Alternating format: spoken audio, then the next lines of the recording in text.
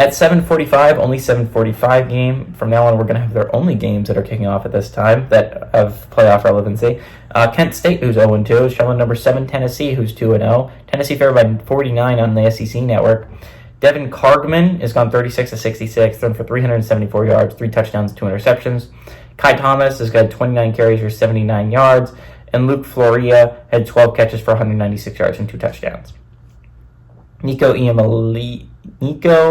Iamaliva.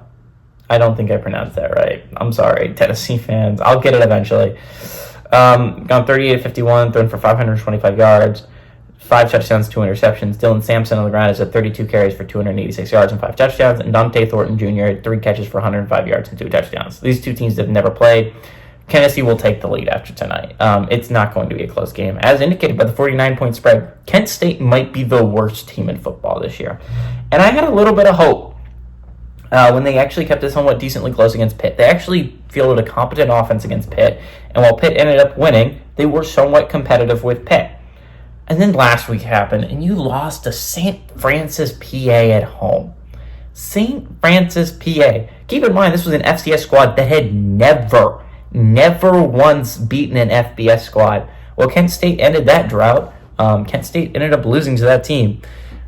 And it's just like, this is the worst team in football. To be fair, Kent State's schedules did no favors outside of scheduling St. Francis, PA. After Tennessee, next week they go to Penn State. So no rest for the wicked. But Kent State's having it rough. It's a rough season so far for Kent State, and it doesn't get easier next week. Eventually you hit the MAC schedule. It should get a little bit easier, but again, you lost to St. Francis, PA. It's going to be hard for me to imagine you winning a game in the MAC.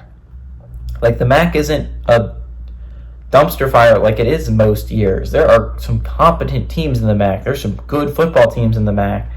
I don't know if you're going to beat any of them if you're Kent State. Kent State looks really bad, guys.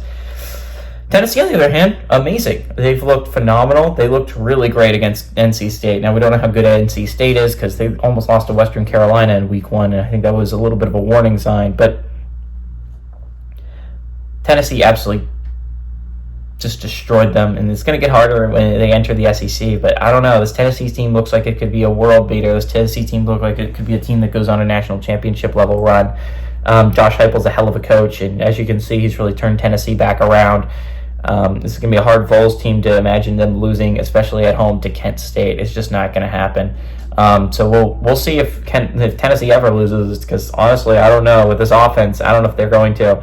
Eventually, Nico should hit a wall, but I don't know, man. He's looked phenomenal so far. Give me Tennessee to win and cover at home.